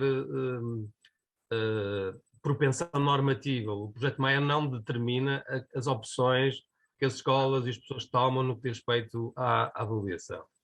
E isso tem que ficar bem claro, porque muitas vezes há uma confusão entre o projeto Maia e o próprio Ministério da Educação. No entanto, em relação àquela questão que a Vanessa colocou, numa estratégia de redução ao absurdo, se fosse aplicada nas escolas que têm semestralização, isso significaria que a avaliação sumativa ocorreria exclusivamente no final de 6 meses. O que corresponderia a uma leitura que, do meu ponto de vista, é extremamente restritiva daquilo que é o conceito pedagógico, quer da avaliação formativa, quer da avaliação sumativa. Para além disso, teria outra consequência, que é assumir que a avaliação sumativa não é mais do que a soma aritmética ou a média da informação recolhida em sede ou através do processo de avaliação formativa, que para muitos autores, diga-se passagem, não tem a função classificatória. Por isso, aquilo que nós entendemos do ponto de vista pedagógico é que quer a avaliação formativa, quer a avaliação sumativa são processos eminentemente pedagógicos, complementares, e que devem existir ao longo do processo. É necessário que recorrentemente, insistentemente, se façam processos de regulação das aprendizagens. Aliás, é isso que corresponde à avaliação formativa, que tem uma natureza e um propósito eminentemente associado ao apoio às aprendizagens, e é também necessário, do nosso ponto de vista, sem uma natureza necessariamente classificatória, que haja momentos de balanço, momentos de fazer o ponto da situação, momentos em que se discutem com os alunos os progressos realizados de um ponto de vista mais global. Entender que a avaliação sumativa, numa leitura altamente restritiva, e eu diria até relativamente tacanha, da legislação em vigor, e que se faz exclusivamente no final do período, ou se faz no final do semestre, corresponde, do meu ponto de vista, a um enviesamento pedagógico daquilo que nós estamos a falar, que me parece extremamente redutor. Posso? Sim, obrigada. Pode. Eu agradeço já, doutora José, por ter esclarecido.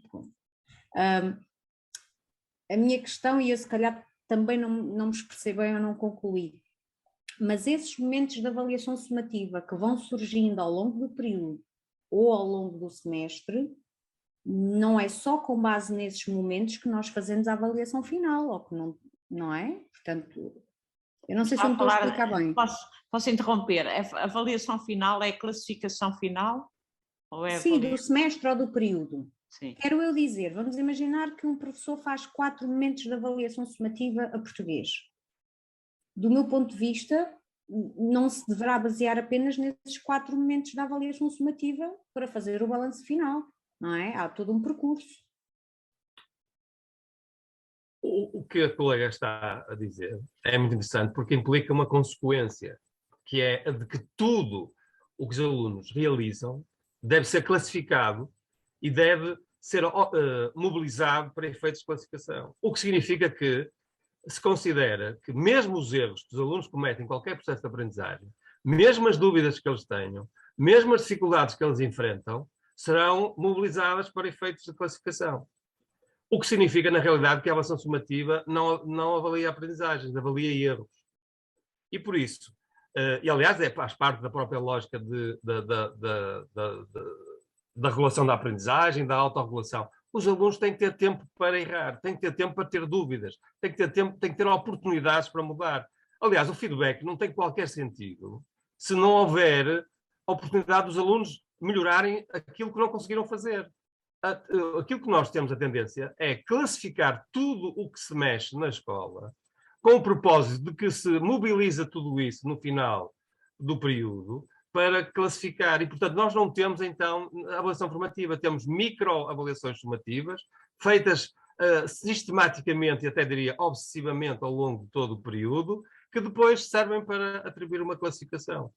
E, na realidade, eu diria, uma vez mais, o que se avalia são os erros, não são as aprendizagens. O que se avalia não é o progresso do aluno, o que se avalia são as dificuldades que os alunos têm. Ora, isso, do meu ponto de vista, constitui uma visão muito limitada daquilo que é o propósito fundamental da avaliação, que é muito mais do que recolher elementos que são mobilizados para classificar. Obrigada.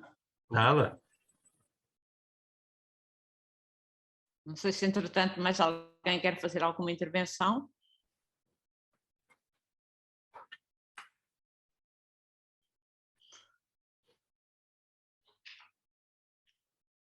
Então, não sei se o Joaquim Liberal quer comentar a intervenção do colega da Guiné-Bissau.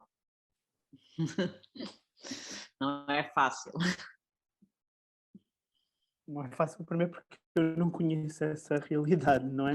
E depois porque a forma como nós entendemos o feedback é explicar a forma como o nosso modelo funciona, não é? Que é conversar com os alunos sobre aquilo que eles vão aprendendo, não é? Dar-lhe sempre a noção, o grupo ajudar cada um a ter noção daquilo que sabe e daquilo que precisa de melhorar para em situações futuras poderem sempre melhorar. E sempre numa lógica circular. Eu posso ir passando por várias etapas de melhoramento daquilo que vou fazendo, mas eu não consigo ver uma turma de 40 alunos, não sei.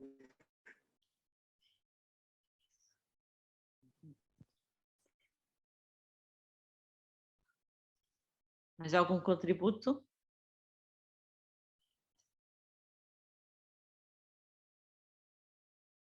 Então, se calhar eu passava outra vez a palavra aos oradores, agora se calhar começando pelo Joaquim Segura, se quiserem acrescentar mais alguma coisa ou comentar as intervenções que entretanto existiram. Pois, não sei, de acordo com as intervenções que foram feitas, quer dizer, aquilo que me pareceria importante aqui salientar, até a propósito desta discussão sobre os elementos de avaliação e os considerarmos formativos ou sumativos, era precisamente reforçar esta ideia que a nossa preocupação tem de ser com o modo como ajudamos os alunos a avançarem nas suas aprendizagens, não é? E se calhar dizer que quando logo à partida a preocupação possa ser mais formal, se calhar já não estamos tão preocupados com esse próprio processo de aprendizagem. Portanto, era valorizar essa dimensão de percebermos o que temos para aprender, não é? O que é que no currículo importa que ajudemos os alunos a aprenderem e como é que podemos ajudá-los nessa aprendizagem, sendo que toda a regulação que vamos desenvolvendo tem de estar ao serviço desse processo, não é? Depois que no final tínhamos de, digamos, expressar um juízo de valor que chamamos somativo, é outra questão, mas aquilo que penso que nós hoje aqui quisemos acentuar era precisamente esta ideia de que a avaliação está ao serviço das aprendizagens e da identificação daquilo que podem ser obstáculos à aprendizagem e de formas de ultrapassar esses obstáculos também, não é? Quer dizer, em função um pouco das questões que foram levantadas, era o que me ocorreria dizer agora. Obrigada. Não sei, Joaquim Liberal quer dizer mais alguma coisa? Não? E o Eusébio, quer acrescentar mais alguma coisa na sua intervenção? Quero sim, eu tenho muita coisa para dizer, mas então, o tempo é limitado. Pode aproveitar. Eu gostaria de dizer algo que me parece importante, aliás, na sequência da intervenção do Joaquim Liberal, é que a avaliação é uma coisa demasiado séria para ficar nas mãos dos técnicos. E, por isso, quando nós tomamos opções em relação à avaliação, estamos a tomar opções em relação àquilo que nós entendemos que deve ser a escola, que deve ser a sociedade, que deve ser o ensino e a aprendizagem. Portanto, a avaliação é talvez um dos instrumentos mais poderosos, quer para garantir uma sociedade equitativa, quer para promover uma sociedade altamente seletiva. E, aliás, tem sido o uso mais ou menos consensual da avaliação, que é a de, através de procedimentos alegadamente científicos, alimentar uma meritocracia. Aliás, isso é particularmente evidente no ensino secundário, no qual os colegas vivem uma tensão muito forte entre esta necessidade de responder a uma avaliação promotora da equidade e uma avaliação que se traduz num processo altamente seletivo. E de facto, isso constitui um problema. Agora, a avaliação, de acordo com o nosso quadro constitucional, de acordo com a nossa lei de bases, de acordo com aquilo que são as nossas melhores tradições pedagógicas, tem que ser um processo que convoque a autoridade do aluno e a autoridade do professor em prol de uma escola que cria condições para que os alunos participem nos processos. Os alunos não são clientes, os alunos são elementos constituintes e participantes na nossa escola. E, sem qualquer demagogia, eu diria que uma avaliação consequente, que seja eficaz, que contribua para a melhoria efetiva das aprendizagens dos alunos, não pode deixar de envolver os próprios alunos. E, naturalmente, que isto é um trabalho muito difícil e complexo da nossa parte. Os processos de autorregulação e de autoavaliação não são inatos, carecem de um processo de desenvolvimento e no qual os professores têm um papel absolutamente fundamental. Aprender a pensar, aprender a refletir, aprender a discutir, aprender a dar feedback, é algo que também nós temos que apostar e considerar que se trata de um aspecto fundamental, porque a questão em causa também valores que eu acho que é preciso ressaltar, ressalvar e neste momento, talvez mais do que nunca, reforçar.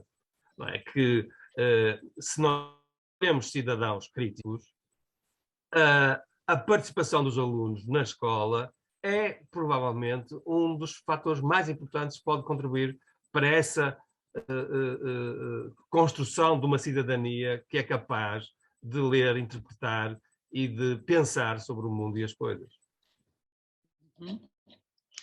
Então, obrigada. se calhar uma boa forma de terminarmos esta tertulia e nos deixar aqui muitas preocupações para continuarmos a pensar no assunto. Claro que a nossa pretensão não era resolver a questão, era mais um debate e acho que isso conseguimos, portanto mais um debate que nos deixa novas inquietações, com certeza. Lourdes, desculpa, penso que o Sérgio penso que levantou a mão. Desculpa, não vi. Só que levantou a mão para bater palmas, não foi a mão. Sérgio, diga. Desculpa, não foi o facto de escolher mal, foi que não se fixou não fixou a mão, não foi? Pois eu não vi, não. Pronto, era só para levantar algumas interrogações. Eu apreciei muito as intervenções do professor Eusébio Machado e apreciei muito, tanto mais quanto o eco que tenho dos muitos professores com que eu trabalho não corresponde à visão que o professor Eusébio Machado nos deu aqui sobre o projeto Maia. Pronto, os professores com que eu trabalho geralmente têm um discurso mais próximo da professora Vanessa Mafra, interrogam-se sobre que interpretação faz o projeto da avaliação sumativa e da avaliação formativa. É certo que, em alguns documentos, considera os autores do projeto que a avaliação sumativa pode ser entendida também numa dimensão formadora ou formativa. Naturalmente que sim, mas é a última das interpretações da avaliação sumativa, não é? Digamos que para um professor enfim, maduro profissionalmente, todos os instrumentos e todas as recolhas de informação que possui, mesmo que não tenha sido esse professor a recolhê-la, pode ser um elemento formador na perspectiva da relação que tem com os alunos. Mas isso é anterior, não é? E é a base, não é? O alicerce de todo o trabalho, não é? Ou decorre daí. Portanto, eu vou com este equívoco de que sei que há muitos professores que interpretam o projeto como se fosse uma continuidade instrumental da avaliação externa. E das palavras do professor Eusébio Machado, eu entendi o contrário, não é? Pronto. Mas também li alguns textos que se prestam a equívocos, é verdade, com a intenção tão forte de os autores dos textos do projeto quererem que este projeto de avaliação conduza a uma mudança pedagógica que constitua uma grande reforma das práticas pedagógicas, como isso acontece, ou parece entender-se quando se lê os textos, há este desfazamento entre o que os autores, escritores dos textos pensam querer e aquilo que está a acontecer nas escolas, porque quem decide que o projeto Maia se vai realizar nas escolas, quem decide é o diretor, e depois tenta reunir os seus colaboradores na liderança do agrupamento de escolas para convencerem os professores a aderirem à ideia do projeto Maia. Como isso é o que normalmente acontece, provavelmente quando chega aos professores,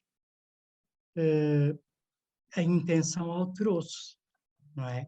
Entre os produtores do projeto e aquilo que vai acontecer na escola, para um projeto que se tornou obrigatório, quer dizer, se tornou uma política da educação num sistema que é hiper burocratizado. Quer dizer, onde as pessoas não falam umas com as outras. Ou então têm algum receio de expor claramente o que pensam sobre o que lhe foi posto que deveria ser feito naquele agrupamento de escolas. Pronto, a única coisa que eu tenho é pedir ao professor Machado é que tenha ido em consideração, faço com enfim, todo o respeito pelas pessoas, sobretudo pelo coordenador do Projeto Maia, que é um homem que eu muito estimo e somos amigos. Pronto, mas que possam, de algum modo, interagir com esta realidade de que eu estou a falar, que de facto existe.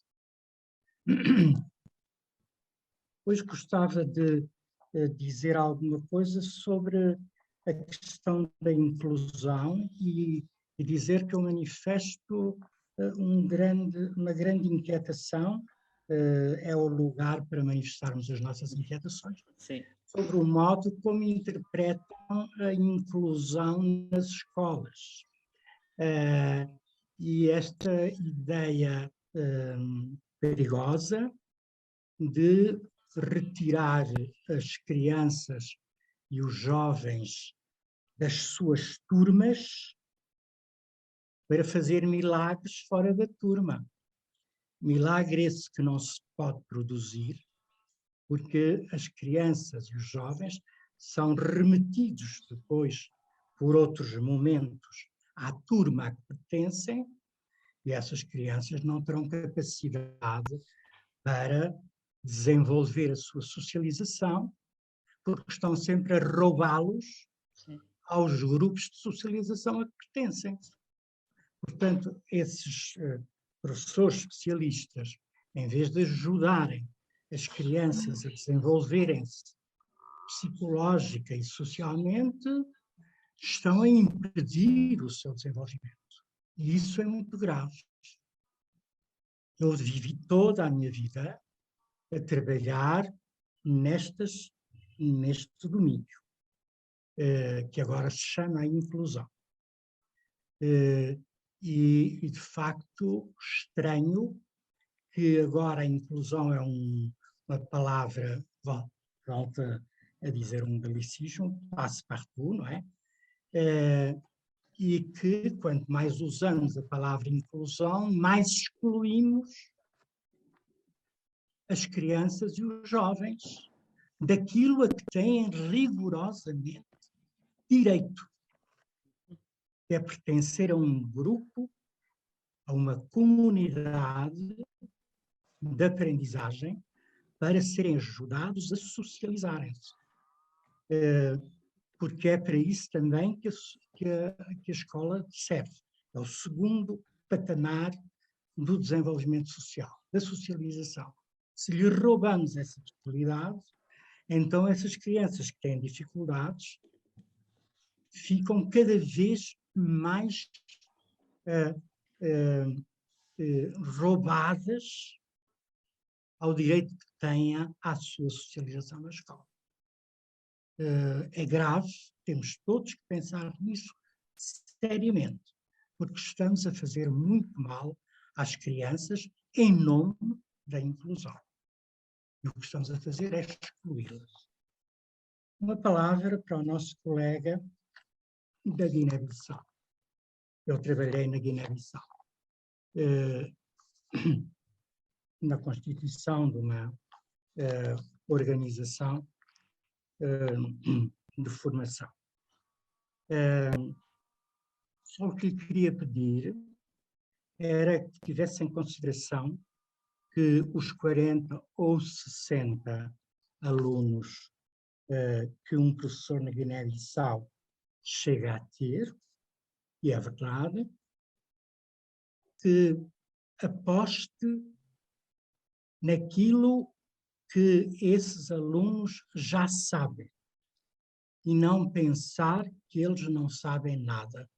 Eles sabem muitas coisas, têm poder e capacidade para ajudarem-se uns aos outros a desenvolverem-se e, portanto, a primeira coisa que tem que apostar é que não pode perder os seus alunos para se ensinarem uns aos outros, porque senão perde muito de si próprio.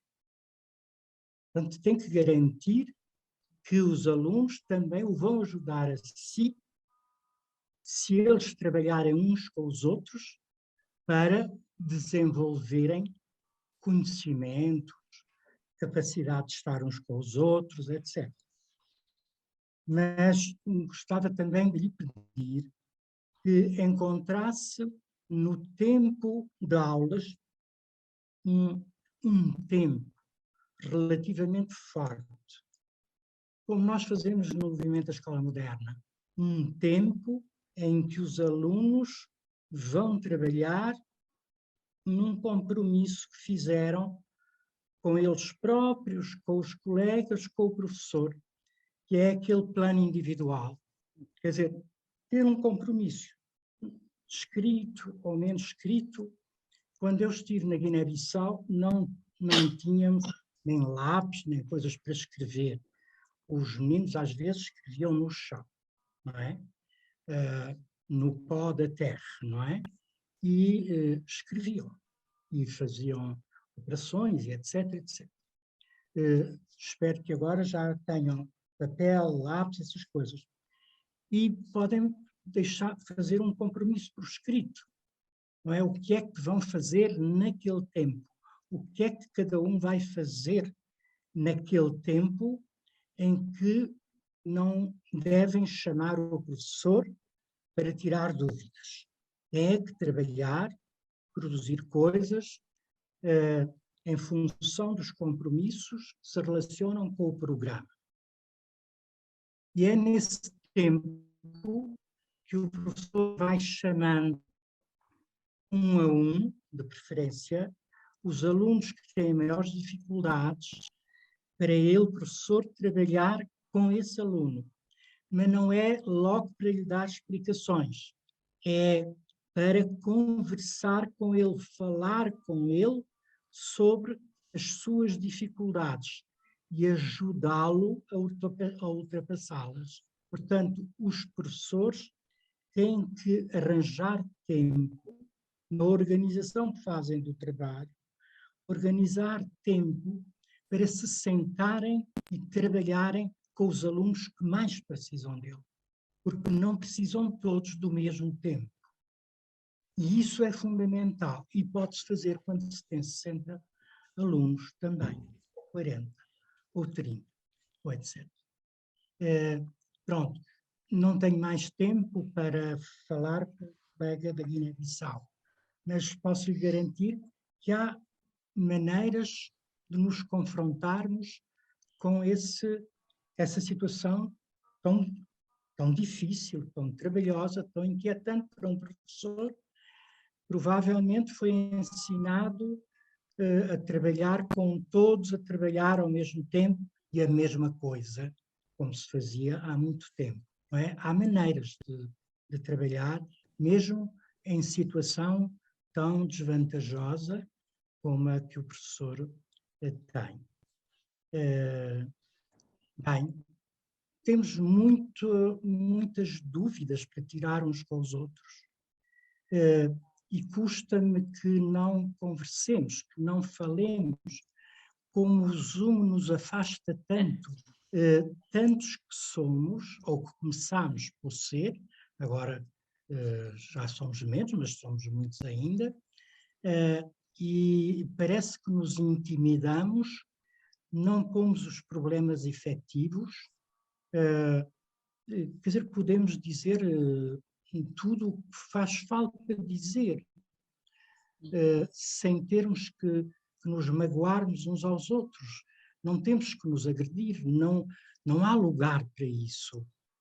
Precisamos tanto uns dos outros, que se não vencermos esta dificuldade, não vamos ser úteis uns aos outros. E então não sei o que nos vai acontecer, provavelmente vamos adoecer todos. Há coisas que podemos fazer uns com os outros e que não estamos a fazer. Quer dizer, hoje eu fiquei chocadíssimo por isso. Quer dizer, tenho tantas queixas por causa da compreensão que os professores têm do que é o projeto Maia e não aparecem, e parece que está tudo a correr otimamente. Nem estamos a ajudar pessoas tão especializadas como é a equipa do projeto Maia, e provavelmente os próprios professores que estão no projeto Maia também não dizem a esses especialistas universitários aquilo que eles estão a entender sobre o projeto que eles delinearam, os textos, belos textos que eles produziram, mas é verdade que se prestam a equívocos, mesmo para uma pessoa como eu, que tem a vida toda dedicada à pedagogia. Portanto, temos que ser mais frontais, mas mais, quer dizer, temos que nos estimular uns aos outros para conversarmos uns com os outros, porque temos medo de conversar uns com os outros. E isto é lamentável. Mas gostei muito, apesar de tudo, de ter estado convosco, isso é verdade. Não é?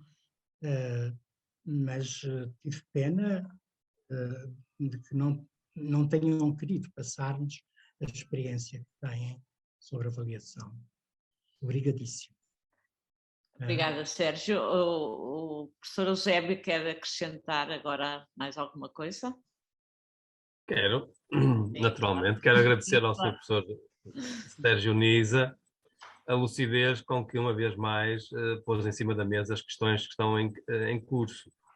De facto, quando lidamos com estes processos, e convém dizer que o projeto Maia não tem caráter obrigatório, é uma decisão que fica circunscrita ao âmbito da autonomia de cada escola, e o projeto Maia não nasceu para servir a vontade das direções das escolas, que têm, naturalmente, os seus interesses. Nasceu para servir as necessidades dos professores e dos alunos.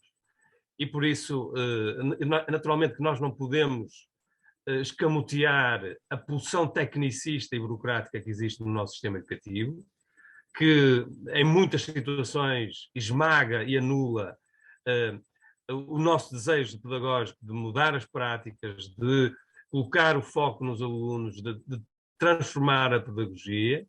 Mas o Sr. Professor Sérgio Nisa tem toda a razão. Quer dizer, há um equívoco em relação a determinados aspectos. Nós temos procurado dar um contributo importante. De resto, temos escrito, como o Sr. Professor já disse, temos webinars que estão gravados e temos feito um contacto diário, quase, com todos os nossos colegas em todas as escolas. Agora, naturalmente que nós não podemos dizer que há uma doutrina que está a ser adulterada, não há doutrina nenhuma, é um processo reflexivo em curso. Valorizamos o contributo fundamental de todas as pessoas em todos os eventos que nós realizamos E trata-se de um caminho no qual nós temos tentado percorrer, naturalmente com muita modéstia e, sobretudo, com muita humildade, porque se não ouvirmos os professores, o nosso projeto não tem qualquer sentido. É claro que muitas vezes as coisas são enviesadas, seguem rumos diferentes, porque o Sr. Professor, muito mais do que eu, seguramente saberá que o nosso sistema educativo tem um conjunto de pulsões de natureza burocrática, de natureza tecnicista, de natureza, diria até quase autoritária em muitos aspectos, que nos limitam o propósito de mudança, emancipação, inovação, que no fundo, tal como eu tenho dito e escrito muitas vezes, tem sobretudo a ver com a relação que se estabelece com os alunos, com o diálogo rico que se cria na sala de aula e com a capacidade que nós temos de fazer com que, e aqui quero corroborar inteiramente aquilo que disse o Sr. Professor Sérgio Nisa, ou trabalhamos uns com os outros, ou trabalhamos uns para os outros, ou não temos qualquer hipótese de transformar a escola, a pedagogia e, se quiserem, também a nossa própria sociedade. Eu gostava de lhe agradecer a sua intervenção e ter-me respondido. Obrigado. Obrigado, Sr. Professor. Então, obrigada pela participação de todos, o tempo já está adiantado, portanto vamos continuar com muitas inquietações, o tema nunca está esgotado, o tema da avaliação, como disse no início, continua a ser um tema que nos vai continuar a preocupar a todos e sobre o qual todos vamos continuar a refletir.